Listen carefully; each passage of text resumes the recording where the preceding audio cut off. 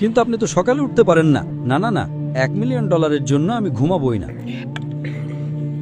তাহলে $1 মিলিয়ন জন্য আপনি ঘুমান না, কিন্তু 2 রাকাত সুন্নাত যা পৃথিবী এবং এর মধ্যে যা কিছু আছে তার চেয়েও দামি, তার জন্য উঠতে পারেন না? ফজরের সালাতের মূল্য কত ভাবুন। সমস্যা হলো আমরা হাদিস শুনি কিন্তু বিশ্বাস করি না, কোরআন পড়ি কিন্তু বিশ্বাস করি না। আল্লাহ বলেছেন,